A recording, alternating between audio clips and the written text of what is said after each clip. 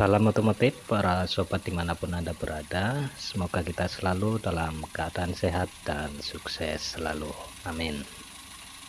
Di depan saya ini adalah unit dari Toyota Etios. Ini Etios Falco.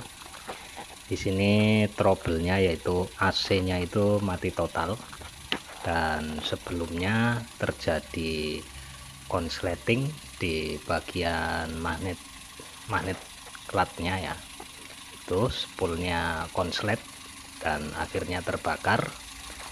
Ternyata setelah diganti dengan yang baru, di sini AC-nya itu tidak berfungsi sama sekali, jadi mati total. Coba kita lihat dulu di bagian dalam untuk menganalisa kerusakannya ada di bagian mana.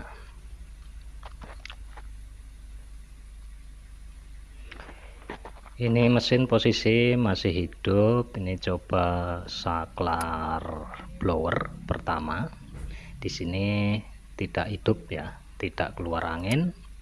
Kedua juga tidak keluar, sampai speed keempat juga tidak keluar angin, jadi mati total. Ini mati total, baik itu blower dan juga kompresornya.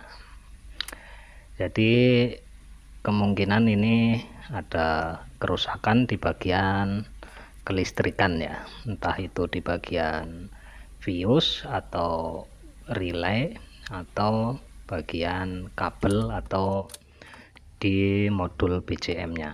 Jadi untuk memeriksanya, letaknya ada di belakang speedometer. Jadi ini cukup dibuka, dicongkel ke atas saja, ini sudah bisa terbuka ya. Dan untuk letak dari box sekring bagian dalam ini ada di belakang speedometer. Jadi ini box sekring ini ya termasuk BCM ya, body control module.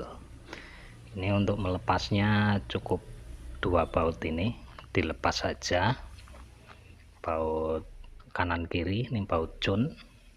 Kemudian nanti speedometernya itu diangkat keluar untuk dilakukan pemeriksaan. Jadi kondisi setelah terlepas seperti ini ya. Jadi kabelnya tidak perlu dilepas, cukup seperti ini saja. Ini nanti coba dilakukan pengecekan di bagian sekringnya. Jadi sekringnya itu ada di urutan nomor 5. Yang pertama ini kan 25 ampere, 10 ampere, 10 ampere, 15 ampere, dan 7,5 ampere. Jadi yang ini adalah sekring dari IG2. IG2 itu fungsinya ya untuk termasuk untuk AC. Sekring utamanya itu ya, untuk masuk ke modulnya. Jadi di sini coba di tes dulu menggunakan multitester. Sebentar, ini saya siapkan multitesternya, tester ya, bukan multitester, tester DC sudah saya siapkan. Kemudian ini posisi kontaknya on. Di sini coba dicek saja sekring nomor 4, 7,5 ampere. Di sini coba ya. Di sini tidak nyala dan di sini nyala. Ini artinya sekringnya putus ya. Nah, ini pin yang kaki pertama dan kaki kedua dari sekring itu kalau normal harus nyala semuanya. Jadi karena ini nyalanya cuma sebelah, itu artinya fuse-nya itu putus karena terjadi konsleting sebelumnya ya. Mudah-mudahan ini hanya trouble-nya ada di bagian sekring saja. Jadi ini coba saya lepas dulu ya. Nah, dilepas dulu sebentar, ini agak kecil sekali sekringnya, jadi harus menggunakan tang untuk mencabutnya ya. Nah, seperti ini sekringnya, ini putus. Di sini coba saya ganti dulu ya. Sekringnya sama mikro, cuma ini agak panjang kakinya, tapi bisa dipakai, tidak apa-apa. Langsung saja ditancapkan ya. Kemudian kembali dites menggunakan tester. Ini bagian pin atas harus nyala, pin bawah juga harus nyala. Ini artinya kelistrikan sudah bisa difungsikan kalau memang tidak ada kendala di spare part lain ya, seperti wiring atau bagian relay. Ini coba kita putar ke posisi 1 ya, ini sudah bisa berfungsi ya. Ini anginnya sudah keluar. Kemudian dicoba untuk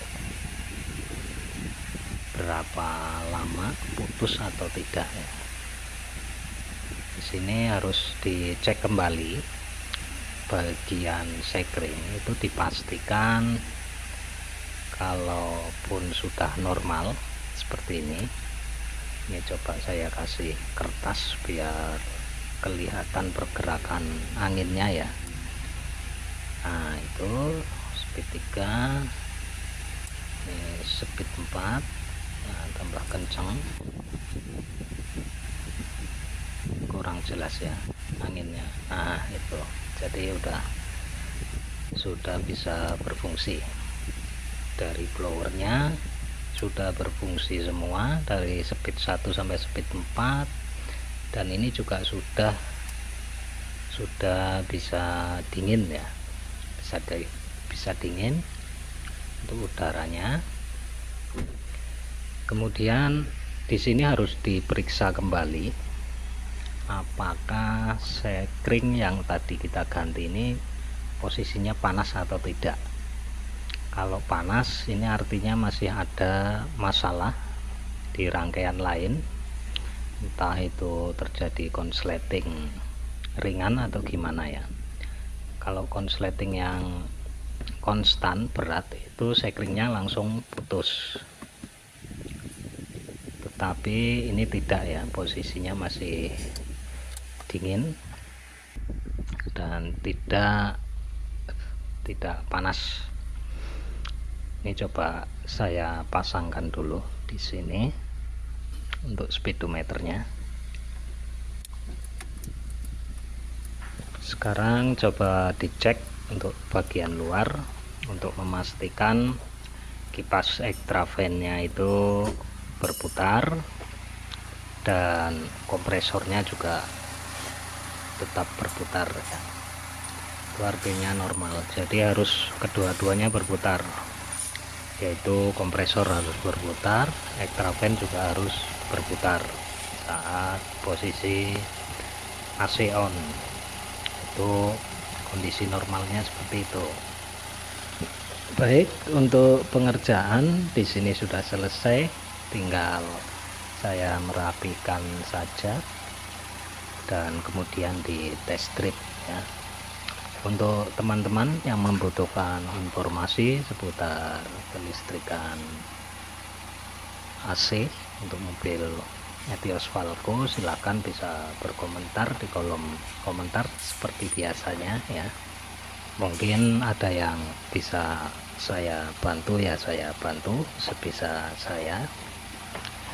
Terima kasih dan sampai jumpa di video berikutnya.